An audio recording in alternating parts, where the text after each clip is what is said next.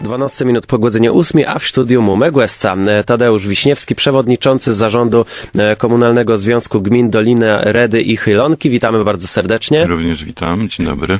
Przed nami wielka gala, która podsumuje kolejny rok funkcjonowania, 26 już wchodzimy właśnie w 26 rok funkcjonowania związku. Na początku proszę powiedzieć, jakie gminy są objęte tym, no i właśnie jaki jest zakres, bo wiemy, że związek zajmuje się gospodarką odpadami, tutaj gospodarką też wodną, więc jaki jest zakres, no i z których usług tak naprawdę wszyscy mieszkańcy tych gmin, bo to są usługi, które dotyczą wszystkich, z których właśnie można korzystać. Jeszcze dodatkowo ogrzewaniem centralnym, ekologią, ochroną środowiska, ochroną powietrza i edukacją.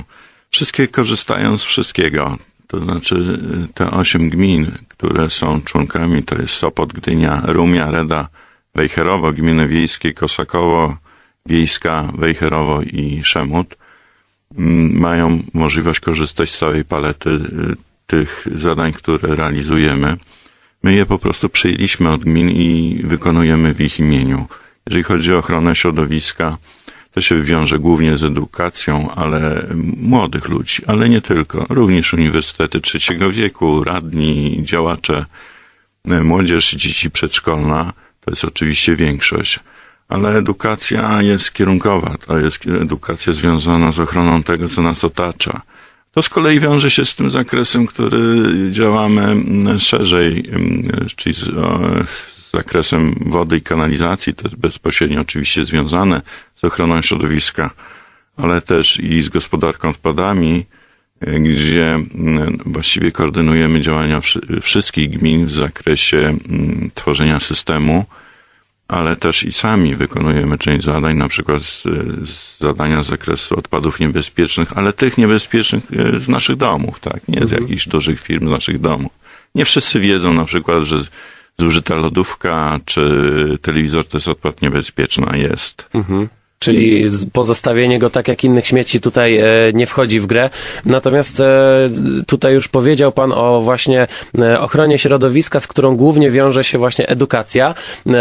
Myślę, że chyba my wszyscy musimy się edukować, bo jeżeli chodzi o prawo dotyczące ochrony środowiska, tutaj też te zmiany są dosyć dynamiczne, więc może tutaj Pan też nam przybliży, czy szykują się jakieś zmiany, czy w naszym życiu właśnie będziemy musieli się do czegoś dostosować.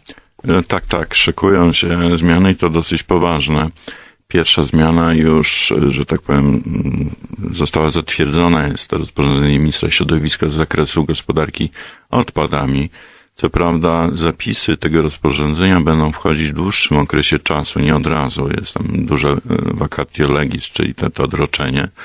Ale ono dotyczy sposobu zbiórki odpadów. U nas chodzi konkretnie o segregację odpadów. U nas, na naszych podwórkach, w naszych domach. U nas, jeżeli chodzi o gminy związku, nie jest to wielka rewolucja, ponieważ my już ponad 10 lat segregujemy odpady. To dla nas jest to ewolucja, tak? I dochodzi kolejny element, że poza tym workiem na odpady zielone, docelowo będziemy musieli wprowadzić jeszcze dodatkowe pojemniki na odpady kuchenne, te, które ulegają biodegradacji. Z tym, że tu będziemy edukować, uczyć. Prawdopodobnie docelowe rozwiązanie zostanie dopiero wprowadzone gdzieś około 2018-2019 roku, raczej bliżej 19, także mamy jeszcze trochę czasu. Tak jest. Jest ten czas, żeby informować i edukować. Natomiast jeżeli chodzi o edukację, to właśnie jakie działania przez ten rok były prowadzone, bo tutaj wiemy, że właśnie ten rok pod względem tych działań edukacyjnych będzie podsumowany na uroczystej gali 8 czerwca, więc jakie działania były podejmowane? Jak pan zauważył, związek istnieje 26 lat. W ubiegłym roku obchodziliśmy dużą rocznicę. Związek w międzyczasie się rozwijał, ale się też rozwijała edukacja. Nie zaczynaliśmy od początku z edukacją, że tak powiem. Nią się zajęliśmy dopiero 19 w tej chwili już lat temu, czyli już mamy pełnoletność. I tak pomału zachęcaliśmy gminy, samorządy, szkoły, przedszkola, różne organizacje do tego, żebyśmy pewne rzeczy robili razem. I tak jak początkowo to pączkowało pomału, to w tej chwili można powiedzieć, że ledwie sobie dajemy już radę, ponieważ w orbicie naszych działań, różnych działań ekologicznych, konkursów przygotowanych, działań szkoleniowych, warsztatów ekologicznych, wyjazdowych, w tej orbicie, na przykład w ubiegłym roku szkolnym, tym, który mija, brało udział prawie 30 000 dzieci. Na różnych stopniach, oczywiście nie każde bardzo intensywnie, ale miało możliwość kontaktu czy uczestniczenia. Na 250 placówek oświatowych różnych szczebli, jak już powiedziałem, od przedszkoli do w tej chwili gimnazjum, ale też i szkół średnich. Współpracujemy też z uniwersytetami i politechniką. To jest prawie 250 placówek. Z tego bezpośrednio w tym roku akurat brało udział aż 80. Ta liczba się zmienia co roku. Jedne robią sobie przerwę, inne przychodzą, także my staramy się zainteresować wszystkich. Sami byśmy tego nie dali rady zrobić w ogóle. To nie ma mowy. Jesteśmy w sumie niewielką instytucją i wymyśliliśmy kiedyś taki sposób, że jeżeli sami nie możemy, to musimy zaprosić do pomocy innych. I zaprosiliśmy nauczycieli, koordynatorów, rodziców. Prowadzimy szkolenia dla tych osób, dajemy im wiedzę, dajemy materiały, przygotowujemy tych, z którymi współpracujemy. Także zwielokrotniamy nasze możliwości. To jest takie szkolenie liderów, którzy później w swoich środowiskach mają działać. A to jest ciekawe właśnie, w jaki sposób można młodym osobom przekazywać tę wiedzę ekologiczną. No, można. My na przykład włączyliśmy do cyklu szkoleń nauczycieli i ostatnio mieliśmy taki 3-letni program seminaryjny, w którym brało udział 30-40 osób. To był cały cykl szkoleń. W wyniku tych szkoleń, które były prowadzone z gośćmi zaproszonymi. Staramy się nadać rangę takim szkoleniom. Zapraszamy profesorów, doktorów z uniwersytetów. Są zadania nakładane na biorących udział. Muszą pracować przy tym, muszą pracować projekty. Potem się tymi projektami wymieniają. Udostępniają nam i tworzymy bazę pewnych rozwiązań, które są dostępne. One są dostępne, mamy do tych rozwiązań prawo. Możemy i udostępniamy to szkołom, dyrekcjom. Mogą z tego korzystać wszyscy z terenu naszego związku. W ten sposób możemy, że tak powiem, powiedzieć, że jak się spotkamy w najbliższy czwartek 8, to jest efekt nie tylko pracy naszej, ale efekt całej tej społeczności edukacyjnej, nauczycieli. I na tym spotkaniu, na który czekamy zawsze co roku, podsumowującym, myśleliśmy, że w tym roku, po tym roku jubileuszowym, w końcu dużym jubileuszu ubiegłego roku, że będzie tak spokojniej. Okazuje się, że nie, że ta oferta cały czas się rozwija. Będziemy mieli około 300 gości. Będą samorządowcy. Dziękujemy tym, którzy przychodzą podziękować swoim uczniom tak za zainteresowanie. Będą nauczyciele, rodzice i będą nagrody. Będą nagrody, bo staramy się nagradzać tych najlepszych.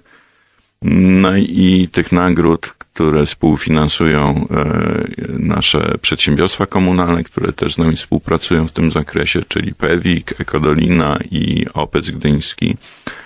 Przedsiębiorstwa komunalne, ich misją jest w końcu też i ochrona środowiska, tak.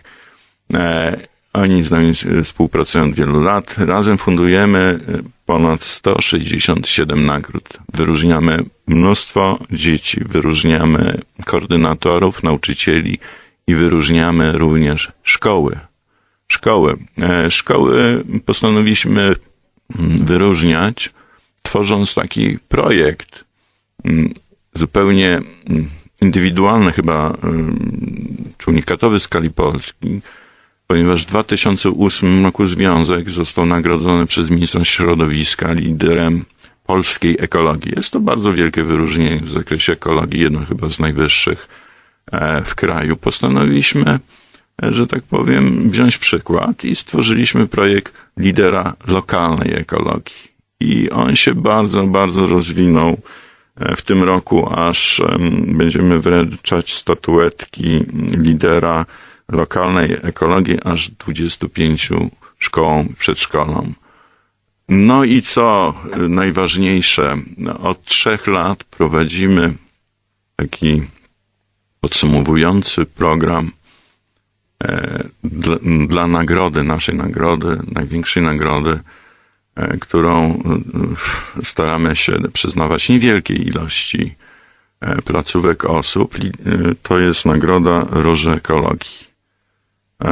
2 lata temu taką różę otrzymało jako pierwsze w skali związku Słoneczne Przedszkole z Wejherowa oraz Ośrodek Szkolno-Wychowawczy nr 2 w Gdyni. A jakie tutaj osiągnięcia są brane pod uwagę przy przydzielaniu właśnie tej róży?